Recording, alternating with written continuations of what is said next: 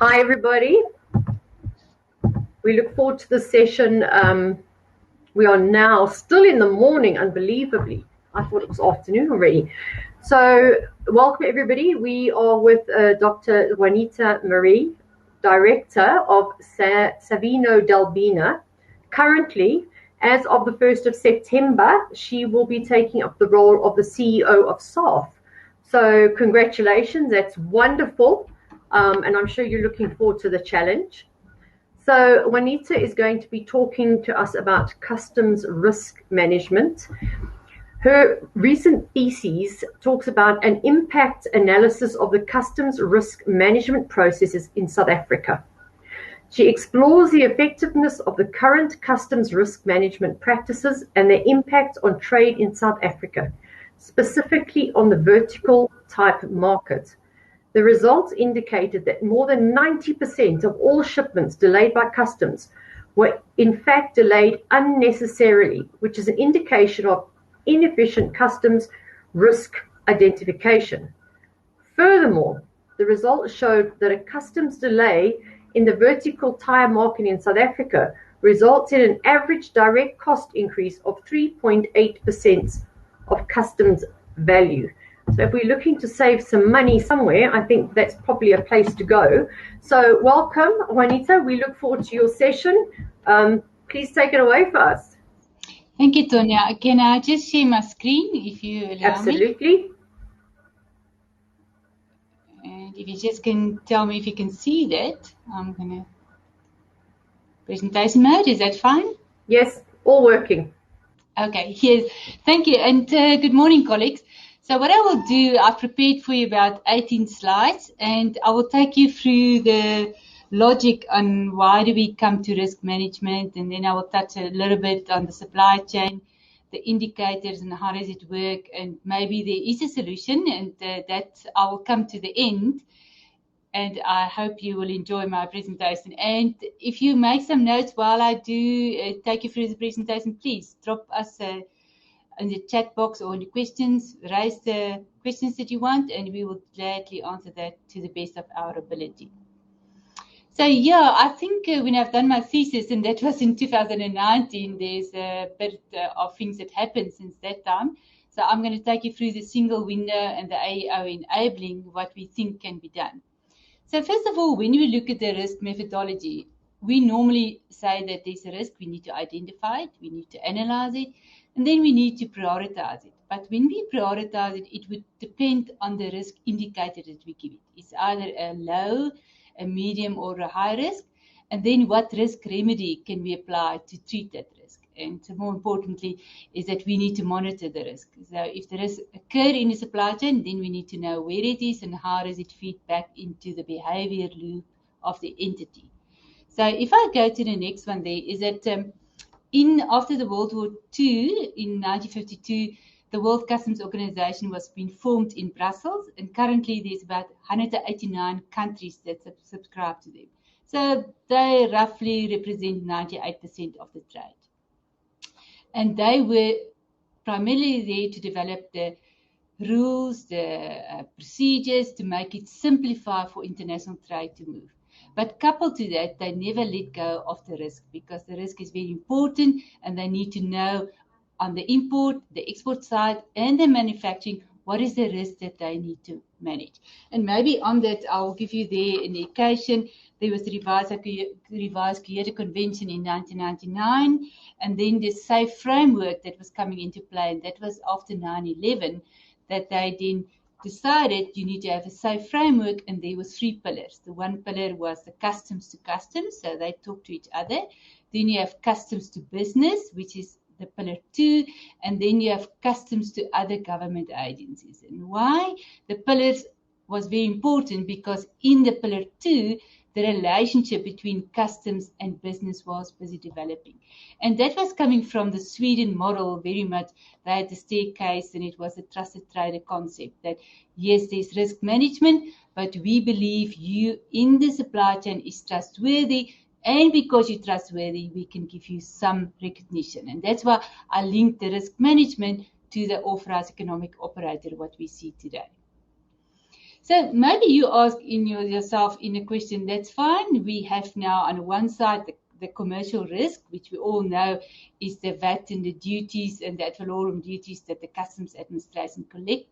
And then you've got maybe on the right-hand side the safety and the security. And some countries wonder, is there a balance or is the one heavier than others? And many people criticize us in Africa to say that the commercial risk is much higher, because they put much more emphasis on the VAT and the duty and not so much more the standards. I have a different view. I think with the Africa Free Trade Area, we probably will see a more balance between the commercial risk and the law enforcement. Then now I will go to the supply chain, and then I will come back with the risk where it is put in. This is a very simple generic supply chain. So you can see from the raw material, the supplier, manufacturer to the customer, and then underpin is the three or the four risk areas. You will see the entity risk, that's who operate in the supply chain, and is there a risk to the operator? Then the transaction risk will be, it moves across the border. When the goods move across the border, is there a transactional risk that we need to be aware of? Then you have the supply chain risk, and that's mainly there's handover points between different operators in the supply chain. Maybe there's a risk in that. And then other government agencies, as I explained, which is the safety and the security in the supply chain. Then when I look at the picture now, I'm going to take you, that's very simple. It's a horizontal line. We all understand that. But with the development of trade, the horizontal line was not there anymore. It becomes now very complex because you had the just-in-time principle, and I portray for you the Volkswagen model. That's what's been in the literature. And what we can see now, it's a just-in-time principle. So they go to where's the competitiveness of the product which has been made. Can the supply chain network support the trade environment? And can we do customization closer to demand? And we find that in long supply chains, that you've got manufacturers overseas, and then the behavior, and we see it very much now in COVID, the behavior of the customer chains, and then they want customization close to the demand point. So that's why you will see not a horizontal line, but a much more complex structure. Now that poses the question, how do you look at risk then? Because if you have such a complex supply chain with all these different nodes, modalities across geographical lines, time zone, how do you manage the risk? And we all know, as in our own life, you can only manage a risk if you're aware of it and if there's visibility. So that's where the important comes to, is that how do we create the visibility to make sure that we look at risk in a balanced way and can treat the risk accordingly. So before I go into the detail, I'm going to give you the 9 categories of risk. And I think you as colleagues will tell me more what is the risk. So let me start on the top one, is the smuggling, which we all know. Then the misdeclaration, that is that if we say it is a pen that's been imported, then somebody will say, no, it's not a pen, we classify it as a different ITIS code. Then that links to another problem that we find is undervaluation, is that if you purchase something overseas of 1,000 Rand or $1,000, the importer will decide it no, or the exporter will decide it, we're not going to invoice $1,000 for the article, we're going to invoice $800 for that article. So it's $200 different. So that's where the undervaluation comes in. Then, because the supply chain is in different nodes, you'll find there's a bond store, there's a SEZ zone, there's a manufacturing site, and that's also where a lot of movement can take place. And I think in the industry, there's some word like a ghost export, which comes sometimes they export to a different country, but it's not going across border, it stays in the country, and then they don't pay the VAT. Then you've got the ad valorem abuse, that is the luxury tax. Then around tripping, as displayed, is very touch links, and we can find it in SALCO. Some of the contents and in Africa is around tripping. Then counterfeit goods, I think you all know that because we're all in merchandise. We like buying nice clothes. We can see that's very prominent in the clothing industry. And then ultimately it's the safety and the security, which other government agencies look at. And they will look at the protocols, the standards, and how do they make sure it's a safe and a secure environment for the inhabitants of the country. Now, if I look, and I want to take you a little bit back, so you see that's a very simple supply chain. We understand the complexity, we need the visibility, we understand the risk. Where does it occur? And I want to stand a little bit still on that. So you can see under supplier, first of all, if I look there, you've got an entity risk, number 2. Then you've got the intention risk of the supplier. What is his intention? And remember, we don't just speak in South Africa context, we can speak around the world trade. That's very important. And then 8, what is that behavior of that? Then maybe we can do shipped on board. You can see that's number 5. The risk there is the pre-shipment load risk. And normally, if it's a high-risk cargo, you don't want the high risk to come into our borders and just then decide it's high risk. You want actually to know before it comes to our ports or the land borders that it's high risk, and you want then the customs authorities to interdict. So I also put for you here the different underpinning pillars. You can see there it's customs to business pillar. It's very much here. And because the shipping or the supplier will do the origin clearance, and that's where it comes in. Then you have customs to other government agencies risk, which is your pillar 3 under the safe framework. And then you have customs to customs. So that's why the WCO is so important. And they work with a WCO data model. So customs can talk to customs in another country. They can share data and they can look at high risk and protect us in that way. And then you go further down the supply chain. So that's very important to understand what's the risk indicator and how does it work and how does it fit in to the different safe pillars. Now, the ideal situation would be to understand that this happens in one geographical area, one time slot, one activity, to manage it effectively. But that's not the reality. We live in a very complex environment. So the complex environment starts from, and I'm going to take you through this as well, because that will give you maybe a good understanding and a context of that.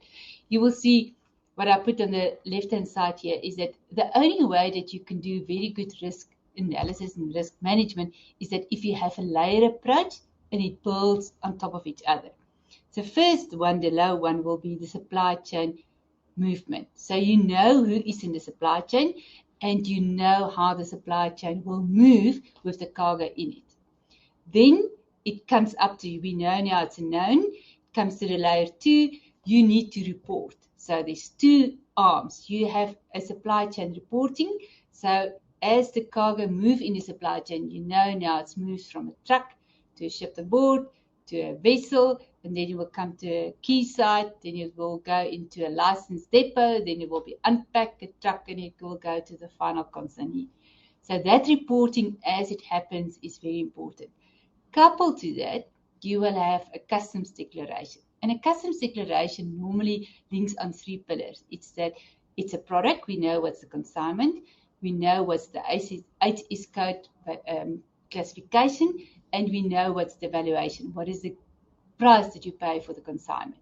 So that feeds up into a risk engine. And this risk engine is then in each customs administration around the world. It will be different methodologies and different ways that they look at the risk engine. And the risk engine will have risk rules. So when the cargo reporting is done, the customs declaration is done, the risk engine that's in different customs administrations will then flag an indicator to say it's a low risk, it's a medium risk, and it's a high risk. Now, if it's a low risk, we want all the cargo to be low risk. We don't want a medium or a high risk to come into our country. But that's not happening. I think in the real world, it does happen. And what we then advocate, if that trigger a risk, we must make sure from the customs administrations, and maybe that comes to the study that Tonya was saying on my PhD, was to say that when you intervene, we want the customs administrations or the governments to make sure that it is high risk. Because the cost in the supply chain, when you stop an activity, is high, and it depends on the time frame. Because you can quickly come to an agile supply chain if you stop a supply chain, let's say, for 1 hour or 2 hours. But the moment you stop a supply chain for 2 or 3 or 4 days, then it becomes a problem. So that's why we advocate that if you stop and if your risk rules is correct, then you will only intervene in the high-risk cargo. And that's why ultimately we come to the measurement. And in South Africa, it's not yet published. I think there's 1 or 2 countries that do publish that. And we can see it also in the customs and the SARS annual reports that you can verify the data on the hit rate. But there you will see there's 3 scenarios. That's releases entered. They think it was a high-risk cargo, medium-risk cargo, but once they've done the inspection, either at the licensed depot or at the client's premises, they were happy and satisfied. That's why you will get releases entered. If they found a mistake, then the trader will do another declaration or a voucher of correction, a correction to that entry. And if it is a cargo that's not supposed to be in the country, then they will seize the merchandise. And on the right-hand side to that, on your left-hand side, it's the cost to trade, because that's where the scientific cost model will come in to say that what does it cost trade? And sometimes the cost is just too high. And we don't forget about the ultimate rollout. We want to make sure that we protect our fiscus, because if we don't protect our fiscus, we cannot get the services that the government can provide to us. And then ultimately, the government needs to protect us in the safety and the security. So you can see it's a layered process building up to that. Then you probably will ask me, well, JUANITA, that's fine. We can see it now. It's a layered approach. But is there a way that it's an unfolding journey? And definitely. You can see, I just bring in this slide for you to understand that it's not a one-size-fits-all. It's an evolving journey. So that's why I put for you the entity, that you can see the profile, then the supply chain data, the 24 preloading, the cargo report, the vessels. All the operators in the supply chain need to report to customs on the data field.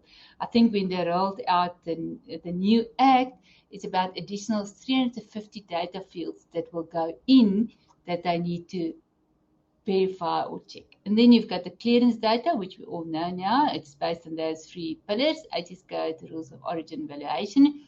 And then sometimes you will find when you do a customs declaration, it's maybe a medium risk, and they will ask for additional documentation to be uploaded. So currently in South Africa, it's all electronically. They will then open the code 13, and then the importer or the customs broker will upload the documentation for customs and excise to view it on their side and say, is there some risk in the documentation?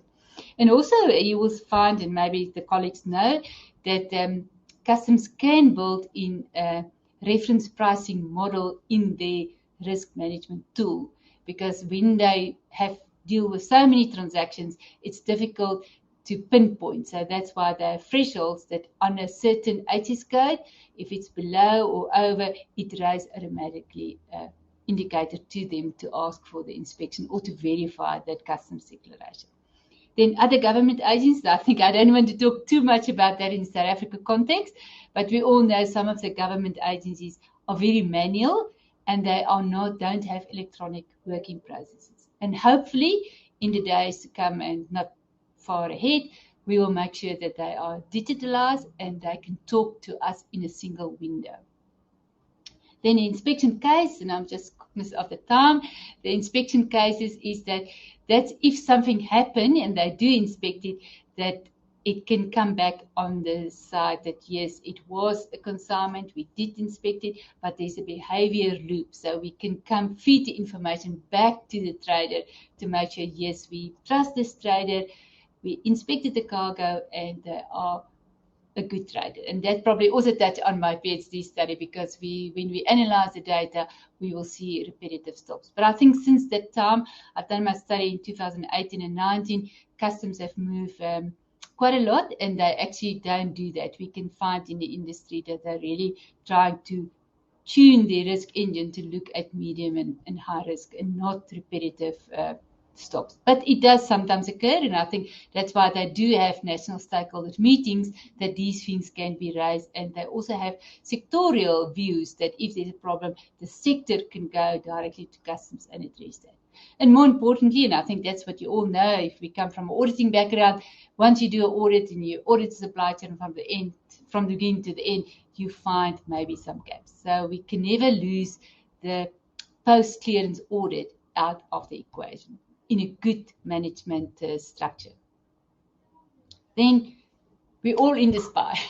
We can't say I'm not in the SPI. I am in the risk pie, and I need to know what is my role in the risk pie, and I need to work with the stakeholders on the left-hand side, on the right-hand side, and with the government. And ultimately, that's what we want on the left-hand side. We want successful prosecution. We don't want to be in trade and the crooked ones or the wrong ones are not being catch. That's not nice, because that creates a very difficult environment to operate in. We want to help customs to make sure that they improve their hit rate. And then I think ultimately we want to have a very good compliance rate in South Africa, because that will attract investment and that will make sure that we are a compliant society. And above that, if we compliant, we foster good behavior. So it's actually a deep-rooted thing into the risk pie. The more we compliant, the more we foster it, and more we help each other. And I think that's what we want in South Africa. Maybe after the looting, and I always refer to there's a prior July 2021 and there's a after July 2021. And I think we understand that we need to make sure to take hands and to work effectively to achieve that the risk pie reduce. Now, in that, how do we reduce the risk pie? And that's our focus in South Africa for the next year, 2 years, is to make sure that we foster the AEO principle, that there's risk, but the government can trust the private sector and they can transfer that risk to the private sector to monitor, to manage. And also, we don't take the government out. They can come on a predicted intervals and come and audit what the private sector are doing. And that's very nicely, as I explained in the beginning with the World Customs Organization, they do have the criteria from A to M, and that makes sure that you can trust, and here's the criteria, and that's what you need to do in private sector. So we all know that SARS launched that under the BUSA funnel on the 13th of July this year. So we're looking forward. I know they pilot in the automotive industry, and they will roll out now to the other sectors and to the SME markets as well. And ultimately, that's what we like a lot, is the right-hand picture, is that we want a digital trade environment. We don't want any more manual workflows. We want to embrace the fourth industrial revolution, and we want to take hand and say, what can we do in private sector to make your work in government much more effectively, and what's our role? And if I can urge the colleagues, I think if we have those two messages, that's what we want, because we want a good trading environment.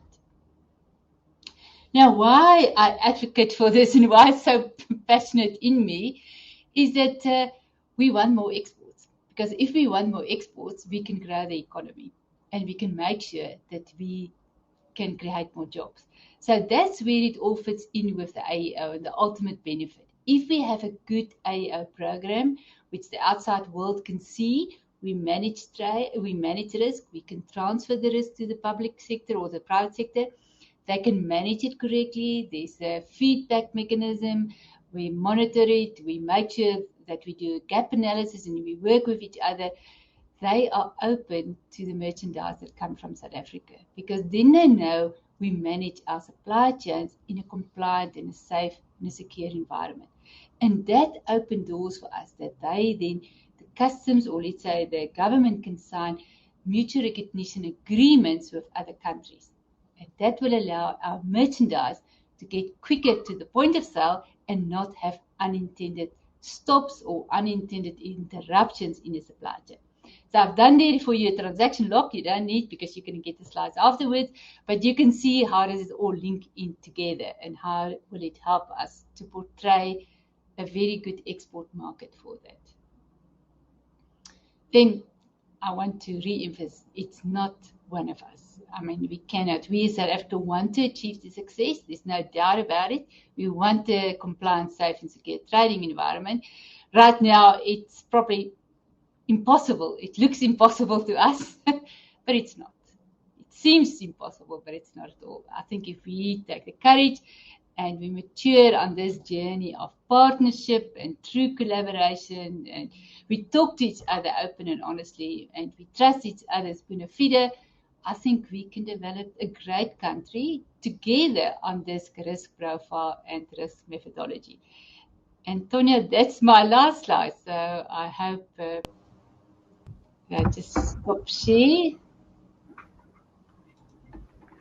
Yeah. Thank you so much. That was a lot of information. For those of us that are not all that au fait with that particular area of the supply chain, but it is. I think it's comforting to know that you are aware of the challenges and you know the work that needs to be done in that area. And I think that's a good place to start. You know, if you don't know and you kind of walking around in the dark, then that's a worry. So I think that we can look forward to a lot more efficiencies and changes in that area. And Bruce Whitfield talked about investments in the ports during his session on our opening day. But as we were chatting before in the backstage, JUANITA is just saying that there are some small things that can be done immediately to make change and add efficiencies. And we shouldn't just be piling in there with big amounts of money to make investment. We need to make sure that it's invested in the right places and we do the right things. So I don't know. Are there any questions coming through?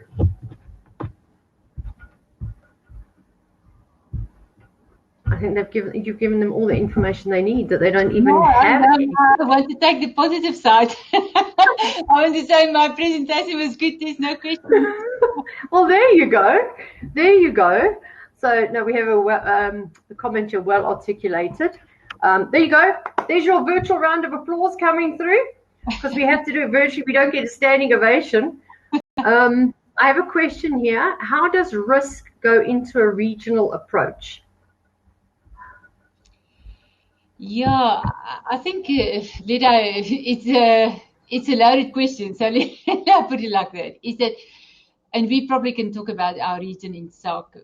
So if we really are serious about the development in SACO, and I think that's what Customs Administration are busy doing. They said that, yes, there is building blocks. We know the cargo reporting. We know the customs declaration. Can we work with each other in terms of the risk management? And there was a lot of development, which they call is that, and I'm going to take an example. Let's say Botswana is sending a consignment to South Africa and South Africa send it back. How can we recognize the same consignment? And that's what they put down as a UCR number to make sure that they look at one consignment and we look at the same consignment. And I know the dream is there that maybe we need to have one declaration in SACO, because then everyone can be aligned in terms of the risk methodology and the risk treatment and the risk identification. I think we probably will get there, because we in Africa, we want the Africa Free Continental Trade Area to work. So it's important that we, as the different regs, first of all, let me start here in our home. We do it in South Africa, then we look at SACO, then we look at SADC, and then we go further. Sometimes in South Africa, we want to achieve the whole world, but we must first start with the small building blocks. So I think it is achievable. And what we can see now with the UCR and then ultimately the one declaration, we will get there. Thank you. I have another question, or a comment and a question. Thank you for your excellent presentation, JUANITA. In your presentation, you mentioned about the OGAs. Are they still processing manually? How do you see the future of integrated risk management? Okay, let I ask the other government agencies. Yes, they do manual. So it's unfortunately for us a problem in South Africa. And I'm going to take an example. You've got, we have two, put the two prominent ones. We've got SAPS, which is South Africa Police, and then we've got Port Health. They don't do electronic interaction with trade. So when trade works on a customs declaration, they submit their customs declaration in the cloud to Customs and Excise. They do the risk profiling, and if they need to get the other government agencies involved, like Port Health, they will give them a code 4. And then all that specific consignments or declarations will move to the Port Health. Now, Port Health is manually, so they need to get in the manual files, they need to get through the manual paperwork, they need to do the desk audit manually and all that. And what we think as an interim solution, or maybe a quick solution, is to ask the Customs Administration to help Port Health to come into that workflow. Because then once they get the code 4, they can immediately go into the workflow, and you as a trader can upload the documentation for them, they can verify it, and they can give them a message back to trade. So that will be our easiest way to do that, because the platform already exists there. Then you go to SAPS. SAPS is for us problematic because we think they don't do the interventions on a scientific model. They just stop a truck, they think it's some cargo that's not supposed to be moved, and they can't read supply chain documentation. So it creates not a good environment between the traders and the South African police. So that we need to say then, well, if you want to operate outside electronic system, maybe you need to give me a case number, because I need to see then how quickly you look at my consignment and what risk you identify, and then I can monitor the manual cases. So, but again, that's dialogue, and that's why I really want to encourage the colleagues on the call that we need to foster that, and we need to mature on this journey. It's not always good to blame government. Yes, we can sometimes blame government, and we don't want to take the accountability. Let us put a better word. We don't want to take the accountability away, but we also need to have a responsibility from us as private sector to engage with solutions, and then they hopefully will have an opening ear. Absolutely. I do agree with you. We can always blame them, but we also sometimes need to go and offer some solutions at the table to give them some guidance and advice. So if there aren't any more questions, we can wrap things up. Thank you so much. It was a really, really interesting presentation. Lots of really good information that has been shared, and lots of good feedback here saying they really enjoyed the presentation. So thank you so much for spending your time with us and giving of your expertise, and we look forward to having you back again in the near future. Always a pleasure, Tanya. And good luck with your new role as CEO. Oh, we're going to touch the sky. That's excellent. Thank you so much. Okay, bye-bye. All right, bye.